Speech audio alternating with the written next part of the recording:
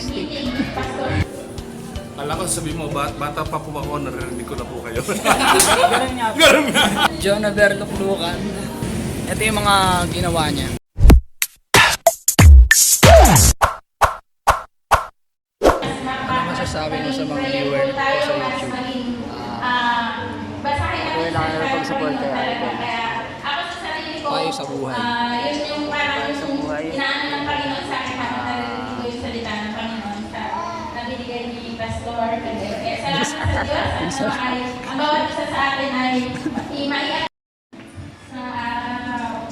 Payo ko sa inyo, mag-aaral kayong mabuti. Bakit kailangan nila mag-aaral lang mabuti? Every Sunday po, Para sa future.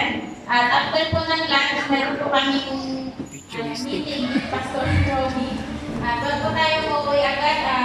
Thank you. Tama ang bawat isa. Mag-aaral lang mabuti. Ibang buhay ay umigil. Sa tamang panahon, sa tamang panahon, kalooban ng Diyos ay magaganap. Hangarin ng Diyos ay sa kabutihan mo, kailangan siya ay panagigan mo. Sa tamang panahon, sa tamang panahon, kalooban ng Diyos ay magaganap. Pwede po mahingi ng words of encouragement Sige, para kanino ba? para po sa mga konting nanonood po sa channel ko po. Okay. Iyon, so palagi nating tandaan ang ating Diyos ay Diyos ng himala. Ano man ang sitwasyon mo ngayon, manampalataya ka, hindi aksidente na kausap kita ngayon, may gagawin ng Diyos na malaki. Pagpalain ka ng Panginoon. Salamat po, Pastor. Nice to meet you po. God bless, God bless. Lagi po kayong pinapakinggan ng papa ko po.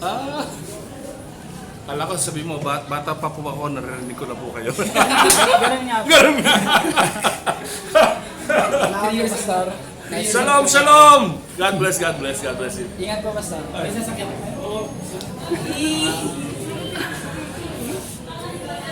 John Averluklukan. Ayan, si Ate Grace, kasi si Nicole. Nakakakaba.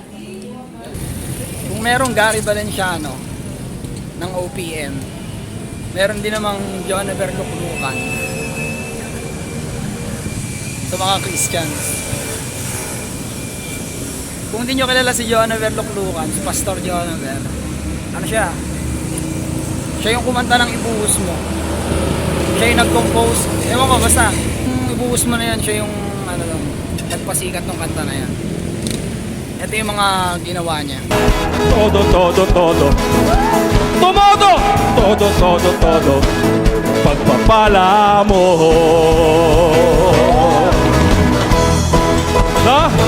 Listen to this.